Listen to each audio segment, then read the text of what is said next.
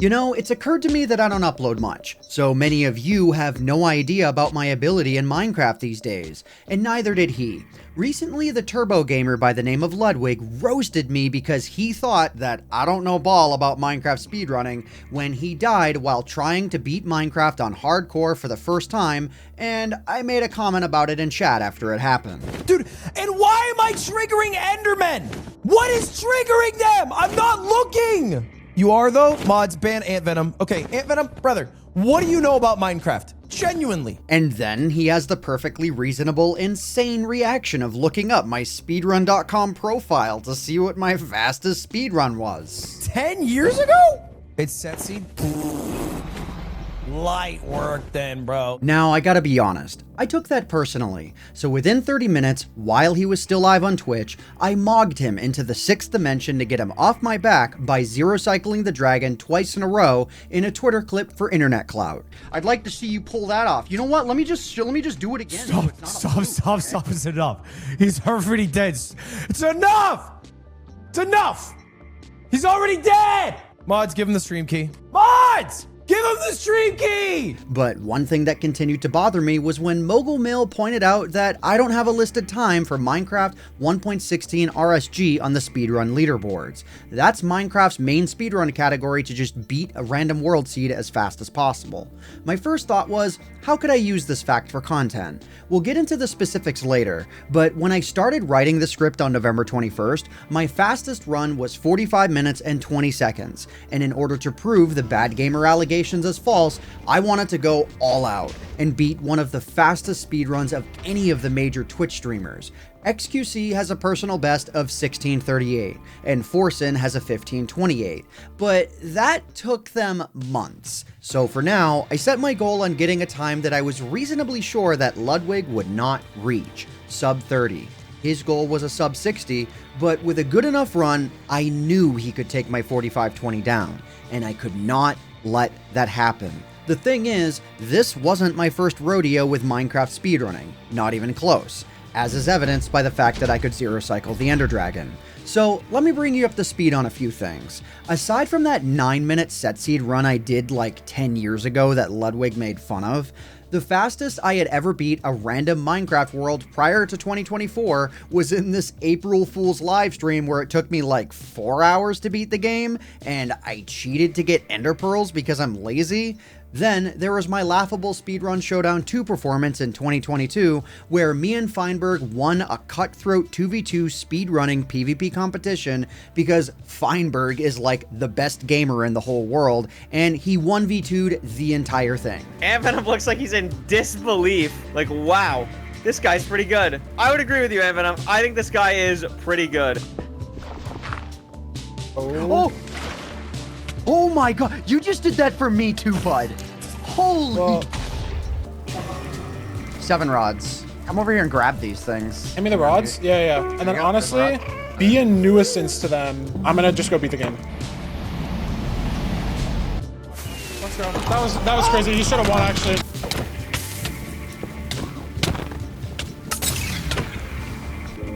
Purple's just looking at me with his shield up. I'm just defending this portal. I think he just wants to go into the nether, but he can't. Sure. What? Go. Yeah! Good! You just like 1v2'd your way through the whole event! Okay, maybe I came in clutch in a few key moments, but the victory was overwhelmingly his, and I was just along for the ride. Thanks, Feinberg. It wasn't until Halloween of 2024 where I finally tried for like a day to get a 76-minute speedrun, and even then, I only barely knew what I was doing, and the run was only saved due to the forbidden Iron Nugget strat. I'm pretty sure if this were still my best run, Ludwig would laugh at me, and rightfully so. In August of 2025, however, everything changed. I went on Twitch to kill even more time, and who was live? Tubbo. What was he doing? Compiling a list of players who he considered to be mid-tier. Why? Because he was in the middle of creating the greatest speedrun competition of all time, the Mid-Offs, a speedrun competition using the 1.16.1 MCSR ranked mod where a group of 16 mid-tier players would battle it out in 1v1 matches on random world seeds to see who is the best mid-tier speedrunner in the entire world. I joined chat, and he immediately asked if I wanted in. AntVenom, do you speedrun? Do you want to play in the mid-offs? Do you have like a crazy good PB? Be honest with me. Sounds like to me you're a perfect mid-off candidate. 74 minutes PB. I've only done 5 attempts though. Hey man, I'll get some professional coaches in there. I'm going to assign everyone that doesn't know how to speedrun a coach. I'm in. Just got here. Awesome. You're in. And just like that, I was in Mid-Offs. The thing is, I still didn't know how to speedrun, and I only had a week to learn, which means it was time to bust out the good old Pareto principle, the 80-20 rule. In order to learn everything, it would take like this long, but if I only spent just 20% of the time that it would take to learn everything, I could theoretically learn about 80% of what I needed to know with only a 20% time commitment. So here's what I needed to learn. From the start of the speedrun, there are 5 potential ways a ranked world can start, but I only needed to learn 4, as we were allowed to ban 1 each. So I banned Buried Treasure. I'm boring. That leaves the other 4, all of which I learned, and that took a day.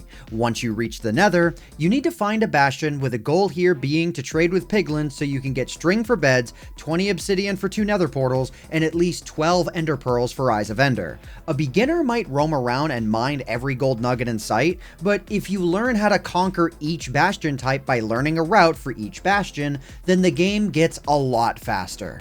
After trying to learn bastions without a guide for basically an entire day, I came up with the abomination of a route for the housing bastion that lost me over a minute when compared to an actually good route. And then 4 blocks down, boom. And then Tom Brady. Hail Mary. Yeah. Being stubborn and trying to learn without guides was not gonna work as fast as I needed. So I caved, watched some videos, and ran through each bastion type step by step exactly as each guide showed, first in creative mode until the route clicked, and then in survival repeatedly until I felt confident with each one. Thank goodness for the practice map. I actually had so much fun learning this. Once you have what you need from the bastion, you use the pie chart to triangulate roughly where the fortress is, make your way there to collect blaze rods, leave the nether, triangulate the location of the stronghold using a calculator, re-enter the nether because of its 8-to-1 travel rule, go to the coordinates your calculator spat out, make another portal to enter the stronghold, enter the end, and defeat the ender dragon using beds, which is the fastest method. Now, if you were to learn how to always get to the nether in under 10 minutes, and you learned how to competently run each bastion type, then you could easily learn how to beat Minecraft in under 60 minutes. If you want me to make a speedrun guide that's more approachable than the vast majority of guides out there, leave a comment and subscribe if you enjoy the content. Wrapping up this setup segment about mid-offs, I'll just quickly say that I lost in round 1 to Jumper who went on to win the whole event, and I also lost my only match in the losers bracket to WoogieX when I launched a pearl into an obsidian pillar by accident when I was ahead by minutes and just waiting on the dragon perch. In the process, I panicked, threw another pearl to try and recover, didn't have the health for it, died, and lost. It still haunts me to this day. My point here is, my performance in mid-offs didn't do me any favors in convincing people that I had improved a lot in speedrunning, but I really had. So before that stream ended, in an act of redemption, I took my previous personal best of 76 minutes down to 45 minutes. Between August and November, I had practiced a bit here and there, specifically learning how to zero cycle the Ender Dragon because I treat the practice map like its own minigame that I have a lot of fun with. But then, recently, I saw that Tyler1 was aiming to beat hardcore mode, and then after, I saw that Ludwig was as well. And that pretty much brings us up to speed to the next part of our story.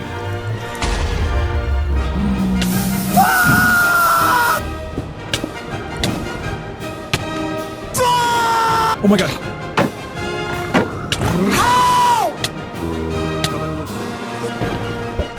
Please make it.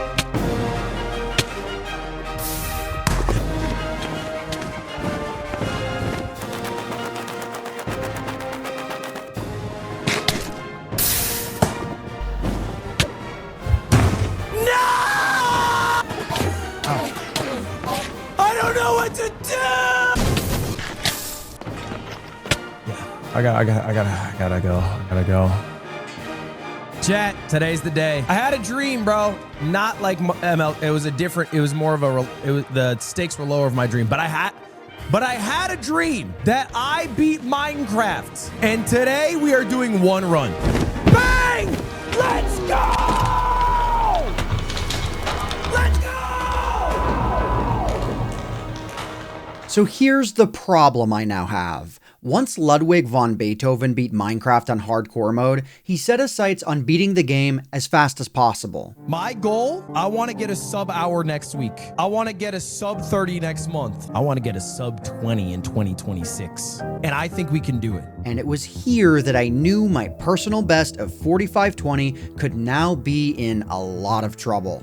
If he were to beat it, especially after this had all gone down, I would never hear the end of it. That's when I knew, whether he knew it or not, that we were now at war. The day that Ludwig first beat hardcore mode was November 22nd, and I learned that he would be starting his RSG speedruns 2 days later with Feinberg live coaching him. Feinberg was my coach for mid-offs, and he's the reason I got a sub 30 using the ranked filter the day after I first learned how to run Bastions. Again, that's ranked, not RSG, but Ludwig would be playing RSG. If he were to land an unexpectedly good world seed with Feinberg in his ear the whole time live coaching him, then yeah, my 4520 could be in serious trouble. So I went live that day and failed to beat it.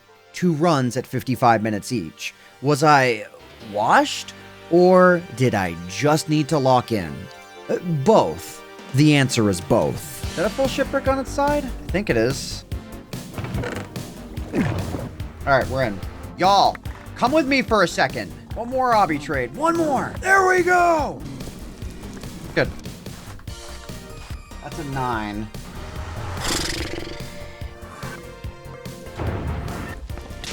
Bang! 3602!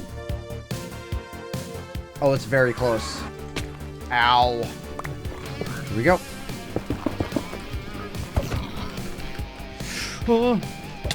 Oh, the clutch.